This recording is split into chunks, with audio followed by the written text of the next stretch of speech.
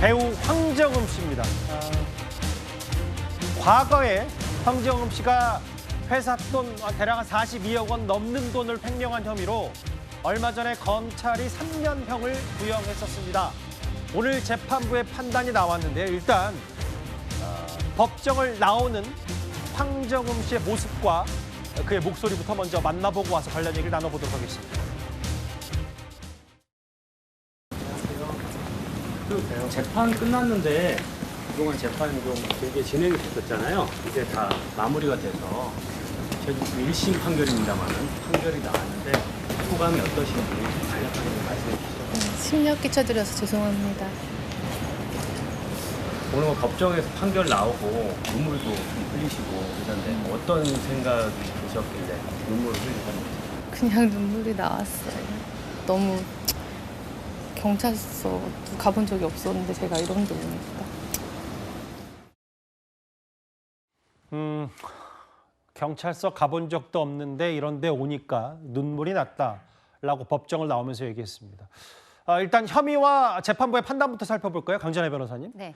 원래 검찰은 3년을 구형했었어요. 그러니까 2022년에 가족법인의 회사 돈을 한 43억 원 횡령 후에 40여 원을 코인에 투자했다.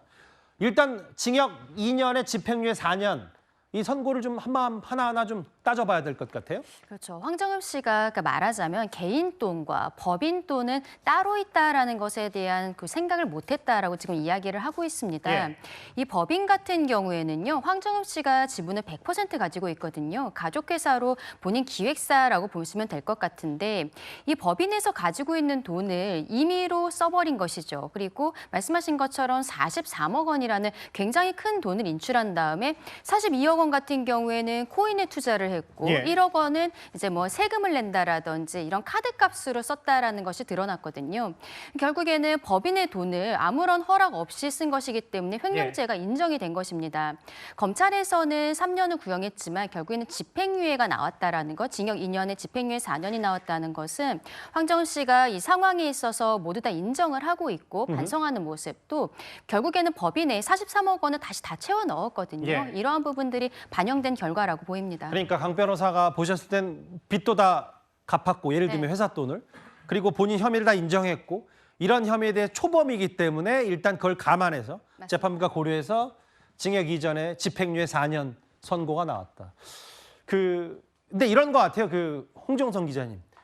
결국 대중을 상대하는 이제 배우였고 황정음 씨가 이제 이혼 여러 과정 이후에 이제 재기를 또 모색하는 와중에 이런 구설에 휘말렸기 때문에 근데 본인이 애초에도 미숙한 판단이었다고 했고 오늘 카메라 앞에 섰을 때도 경찰서 근처도 가본 적 없고 선거 결과를 듣고 눈물이 나왔다라는 건 혐의를 다 인정하긴 했지만 본인이 무지해서 이랬다라는 취지의 말을 하고 있는 것 같거든요. 맞습니다. 사실 이제 황정음 씨가 인생에서 지금 아마 지금까지 살아온 것 중에 가장 힘든 시기일지도 모르겠습니다.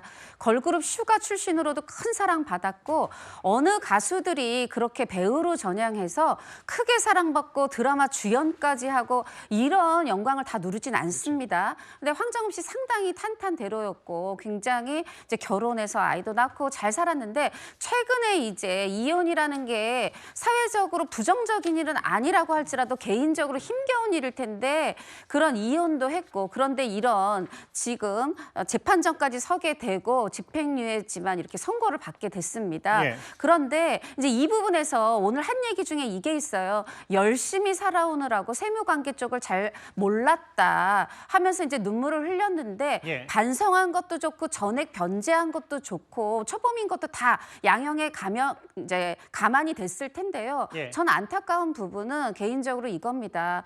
바쁘게 살아오느라고 세무관계, 사실 이게 세무관계 문제가 아니고 횡령의 문제였고 또 하나는 판결문에도 있지만 43억 6천만 원 중에 42억이 이런 가상화폐 투자라면 1억 6천이 국세, 지방세 납부 그리고 1억 원 안팎의 개인 고가 품목 이제 매입이라는 그런 내용이 판결문에 있어요. 그렇다면 회사 돈으로 명품을 샀다는 그렇죠. 겁니까? 예. 그런 고가 품목이란 고가의 개인 품목이라는 표현이 있습니다. 이런 부분 사실 이거를 결국은 다 대중이 알게 돼 있는데 예. 이렇게 눈물 흘리는 아쉬움 본인에 대한 그런 건 알겠지만 바빠서 세무 이런 식으로 본질이 아닌 것으로 이렇게 호도하는 부분은 나중에 또 문제가 될 수 있습니다. 그래서 이렇게 전에 깔끔하게 변제한 것처럼 그냥 죄송하다 반성하고 있다 정도면 더 좋았지 않았을까 제 개인적 생각입니다. 홍정성 기자께서도 연예계 취재를 오래 하셨으니까 뭐 이런